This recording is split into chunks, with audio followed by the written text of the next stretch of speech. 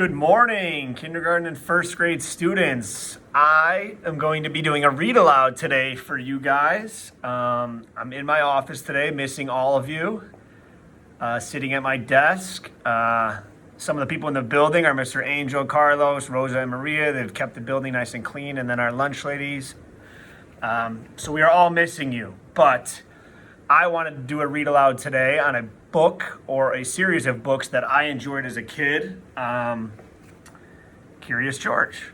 So Curious George was definitely a series of books that my mom, dad used to read to me. And then when I got old enough, I would kind of read and enjoyed as a little kid. So today we are going to read Curious George Goes to School. I thought this was pretty fitting since I think all of us are wishing and hoping we could get back to school.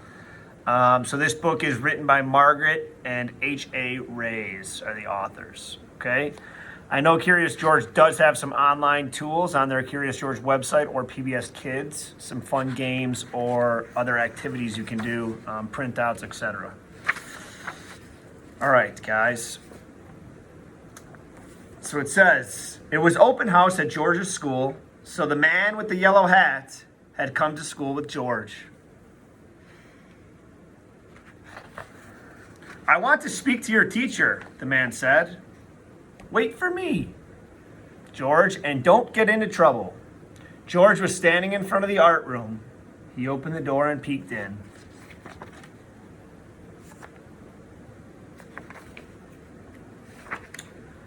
Mr. Williams, the art teacher, was cleaning up.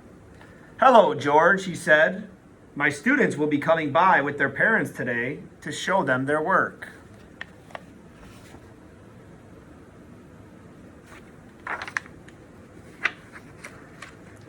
The walls of the art room were covered with students' paintings. Their paintings of dancers and farmers and race car drivers and ice skaters.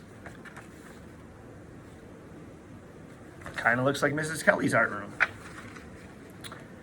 On one wall was a chart with the names of all the children. Each name had a star beside it, except for Alice's name. Poor Alice, said Mr. Williams. She said she left her painting on my desk, but I can't find it.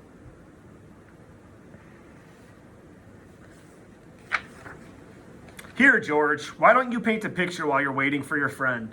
George began to paint. Hopefully you guys are doing some painting at home, maybe. Could be a fun little activity you can do while we're stuck at home. Keep painting, George, said Mr. Williams. I'll be right back. And off he went.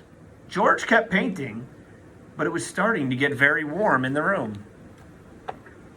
So you can see George putting his hand on his head, kind of sweating, maybe wiping the sweat off. Looks like he's starting to paint a tree.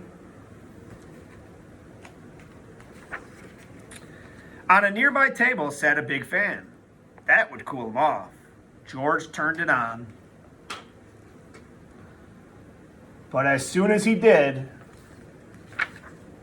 the fan began to blow the paintings off the walls and all over the room. George, cried Mr. Williams, running into the room. Look what you've done. Uh-oh.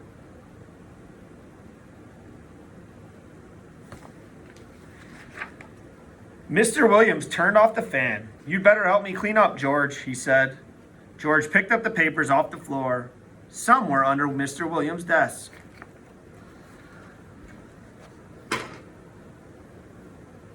I'm sure some of you guys have some predictions right about now, maybe what George may have found under Mr. Williams' desk. Let's find out. One was stuck between the desk and the wall. When George pulled it out, it was covered with dust, as it had been there for a long time. So you can kind of see that one in between the desk and the wall, and then George grabs it. It was a painting of a little girl riding a horse. That's Alice's missing painting, cried Mr. Williams. Now I can give Alice her star. So maybe George kind of turning on the fan ended up being a good thing in the long run. When the paintings were all hanging on the walls again, the students and their parents arrived. There was Alice's painting, and there was George's painting right beside it.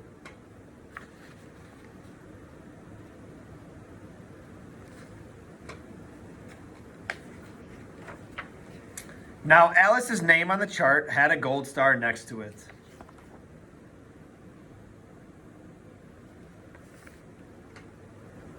Thank you for finding my painting, George, said Alice.